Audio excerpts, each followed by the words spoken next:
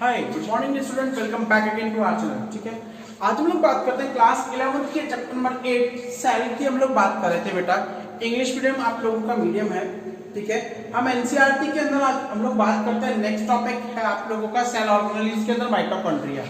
Okay, अब mitochondria जो है नॉर्मली आप लोग उसको सेल के पावर हाउस के बारे में जानते हो। ठीक है ना, हम लोगों ने 9th स्टैंडर्ड में पढ़ लिया। लेकिन अब क्या है सर, हम उसको थोड़ा सा एक्सटेंड फॉर्म में पढ़ते हैं। एक्सटेंड फॉर्म मींस कि भाई अब हम लोगों ने इसको पढ़ तो लिया सर, लेकिन आगे अब लोग क्या करें, सुनिएगा मेरी बात, थोड़ा सा डिटेल में पढ़ते हैं हम लोग। भाई डॉक्टर बनने वाले हैं तो डॉक्टरों के लेवल के ऊपर तो पढ़े हम लोग। भाई अगर किसी को पता लगे कि सेल के बारे में नहीं आता तो डॉक्टर के पास इलाज कराने कौन आएगा भाई। ओके, तो माइटोकॉन्ड्रिया जो है बच्चे वो क्या है, सबसे पहले सुनिएगा। माइटोकॉन्ड्रिया जो ग्रीक लैंग्वेज का वर्ड है, किसका वर्ड है, ग्रीक लैंग्वेज। कौन सी लैंग्वेज का वर्ड है बेटा, ग्रीक लैंग्वेज का। ओके, अब ग्रीक लैंग्वेज का वर्ड है तो ग्रीक लैंग्वेज के वर्ड के अंदर बेटा ये दो शब्दों से मिलकर बना है, माइटो और कॉन्ड्रियोन। किससे, माइटो प्लस में कॉन्ड्रियोन। ओके, माइटो का मतलब है सिंपल थ्रेड, हालांकि मैं यहां पर लिखना भूल गया, सिंपल इतना रिक्वायरमेंट नहीं होता, फिर भी आपको समझाने के लिए लिख देते हैं। सिंपल थ्रेड, पतला धागा। एंड कॉन्ड्रियोन तो ग्रेन्यूल्स, यानी कि धागे जब एक साथ ये मिल जाते हैं बेटा तो वो ग्रेन्यूल्स का फॉर्मेशन ले लेते हैं। ठीक है, ठीक है, तो डेफिनेशन क्या आएगी, it is a double membrane granular structure. Okay, double membrane bound. Double membrane मतलब, अब देखो डबल क्या है, संख्या में दो है इसके पास मेम्ब्रेन, कितनी है, दो, तो ये क्या है, इसकी डेफिनेशन है। Okay, it is a double membrane bound granular structure. Granular मतलब कण के रूप में स्ट्रक्चर होते हैं, प्रेजेंट इन यूकैरियोटिक सेल। अब यूकैरियोटिक में बेटा even plant and animal both the cells contain क्या, माइटोकॉन्ड्रिया, राइट। आप लोग एक्सेप्शन नहीं निकाल सकते कि सर इसमें नहीं है उसमें नहीं है, दोनों ही सेल्स के अंदर माइटोकॉन्ड्रिया प्रेजेंट होता है। ठीक है, हमें पता है माइटोकॉन्ड्रिया पावर हाउस है, हम लोग अभी तक ये जानते थे, लेकिन प्रेजेंट किस किस में है वो सुनिएगा, प्लांट और एनिमल सेल दोनों में है। ठीक है, थोड़ी सी बात करते हैं बेटा, हिस्ट्री में जाते हैं। अब हिस्ट्री में ये नहीं कि तुम लोग राजा महाराजा उसकी रानियां पढ़ो, भाई उस राजा ने उस महारानी से इतने इस ईयर में शादी की, फिर इतने बच्चे हुए, फिर उसकी शादी वहां हुई, फिर वहां हुए। अब हम लोग किसी की शादी और ससुराल और रानियां गिनने थोड़ी बैठे हुए। डिस्कवरी, हिस्ट्री मतलब कि उसको डिस्कवर किसने किया। सुनिएगा बेटा, मेन की पॉइंट है कि सबसे पहले डिस्कवर किसने किया।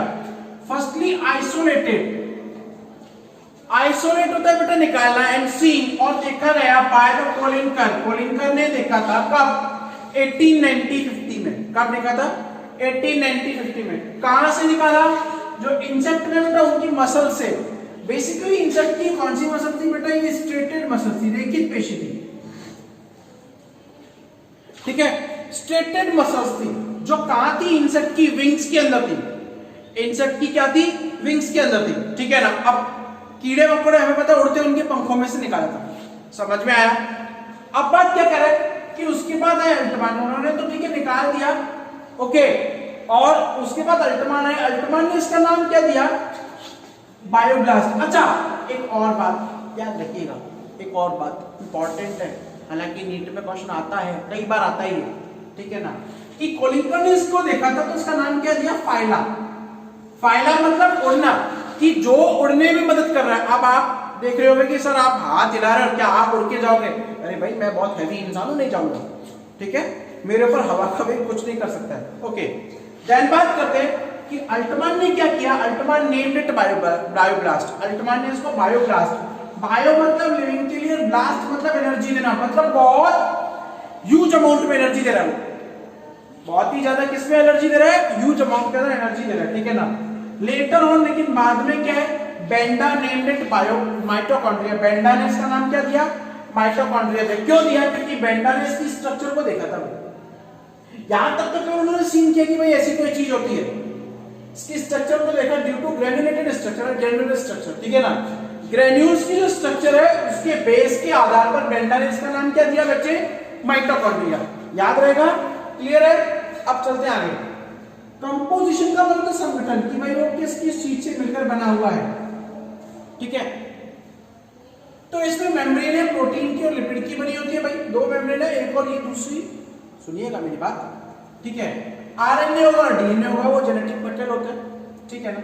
Due to presence of above these, ये मैंने मेन की पॉइंट लिखा है, यहां पर आएगा question, due to presence of above these, इन सबकी जगह पर, इन सबके कारण, also known as self replicating, self replicating और स्पेशली डीएनए लिखा हुआ है, देखो मैंने यहां पर डीएनए की प्रेजेंस के आधार पर सेल्फ रेप्लिकेटिंग या ऑटोनोमस, हिंदी में बोलते हैं स्वायत्त शासी, भाई अपनी मर्जी का मालिक, अपनी मर्जी का मालिक। क्यों? क्योंकि हमें पता है सेल में सारे काम कंट्रोल करता है डीएनए।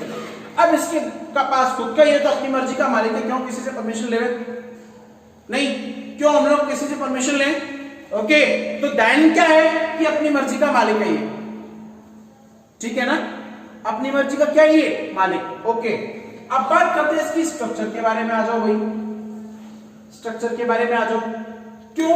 स्ट्रक्चर जो डबल मेम्ब्रेन, यानी कि जो बाहर वाली मेम्ब्रेन है वो आउटर मेम्ब्रेन और अंदर वाली है इनर। अच्छा, एक और बात, माइटोकॉन्ड्रिया की स्ट्रक्चर शेप पता है कैसी होती है? चप्पल देखा आप लोगों ने, स्लीपर चप्पल के जैसे होती है, ठीक है ना। बोले सर कहाँ आप साइंस पढ़ाते पढ़ाते जूते काटे मिले हैं, चप्पल नहीं लेके आ गए, ठीक है। उसकी शेप वैसे ऑलमोस्ट ओवल से लंबी खींची हुई होती है, चप्पल शेप होती है, ठीक है ना। ओके, देन क्या कह रहा है कि दो मेम्ब्रेन होती है, बाहर वाली मेम्ब्रेन आउटर और दूसरी वाली क्या कहलाती है? इनर मेम्ब्रेन, ठीक है।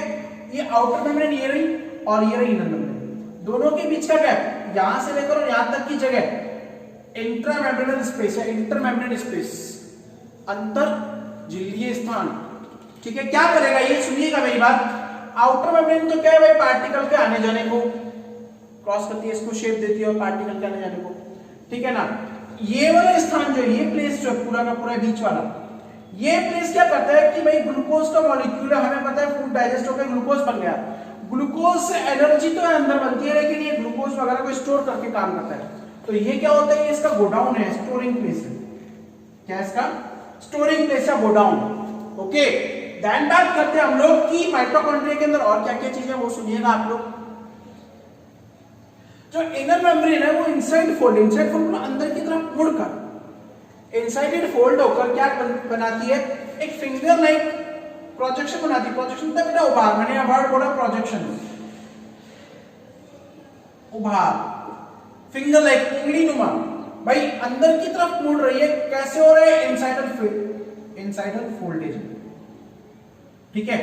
तो ये क्या कह रहा है कि फिंगर लाइक प्रोजेक्शंस बना रही है, जिसे आप लोग क्या बोलते हो, क्रिस्टी बोलते हो। क्या बोलते हैं हम लोग? क्रिस्टी। और क्रिस्टी के ऊपर छोटे छोटे पार्टिकल्स होते हैं, जिसे आप लोग F1 पार्टिकल्स ऑक्सीसोम्स बोलते हो। क्या बोलते हो? ऑक्सीसोम्स। अच्छा, ऑक्सीसोम की स्ट्रक्चर बताऊं मैं आप लोगों को, तो याद रखिएगा किस तरीके की होती है।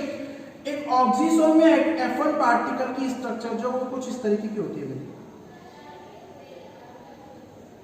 ये होता है उसका हेड, मैं ऑक्सीसोम्स की बात कर रहा हूं।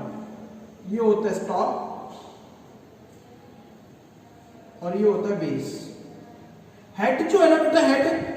अच्छा, ऑक्सीसोम करता क्या है बेटा, ये आपका एटीपी का फॉर्मेशन करता है। कैसे करेगा?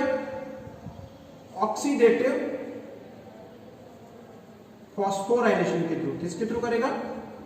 Oxidative phosphorylation. भाई ये क्या है? एरोबिक रेस्पिरेशन, एरोबिक रेस्पिरेशन के थ्रू, ठीक है। एरोबिक रेस्पिरेशन के थ्रू करेगा। क्यों करेगा? क्योंकि due to presence of ATP synthetase, बेटा एक एंजाइम है एटीपी सिंथेटेज, एंजाइम है जो कहां है? इसके हेड में प्रेजेंट है, ठीक है। ये छोटा सा पार्टिकल है, मैंने इसको वाइड करके बताया कि इसमें 3 रीजन होता है।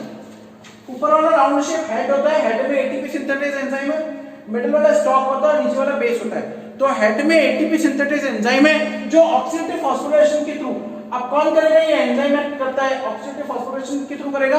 किसके ऊपर अटैक करता है ये हमारे ग्लूकोज के ऊपर अटैक करेगा। किसके ऊपर अटैक करेगा? ग्लूकोज के ऊपर, और ऑक्सीडेटिव फॉस्फोराइलेशन करेगा और आप लोगों का क्या बन जाएगा बेटा? एटीपी का फॉर्मेशन हो जाएगा, ठीक है। एनर्जी का फॉर्मेशन करता है। अच्छा, इनर मेम्ब्रेन के अंदर की तरफ बेटा लिक्विड होता है, जिसे आप लोग मैट्रिक्स बोलते हो।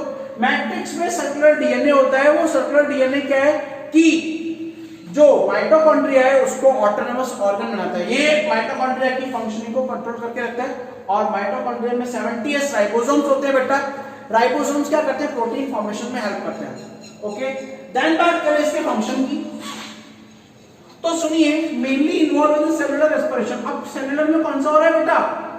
ऑक्सीडेटिव।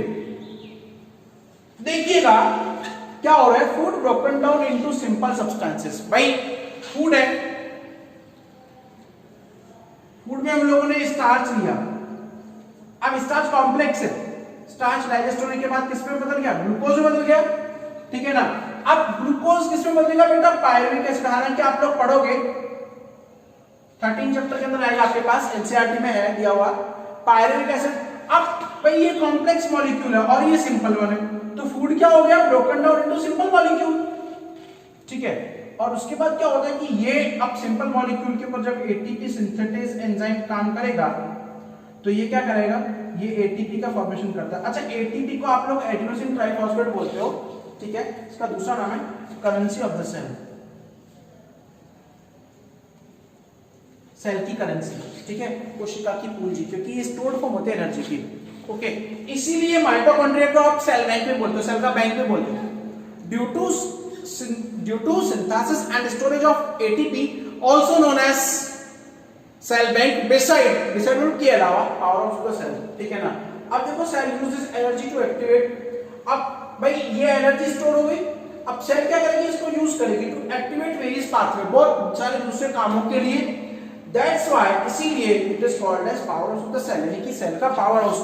ये काम के लिए पावर प्रोवाइड कर रहा है, एनर्जी प्रोवाइड कर रहा है, विदाउट पावर कोई वर्क नहीं होता बेटा, ठीक है ना। तो वर्क के लिए क्या करा रहा है, पावर प्रोवाइड करा रहा है, ओके। तो ये है आप लोगों का माइटोकॉन्ड्रिया, क्लियर है, थैंक यू।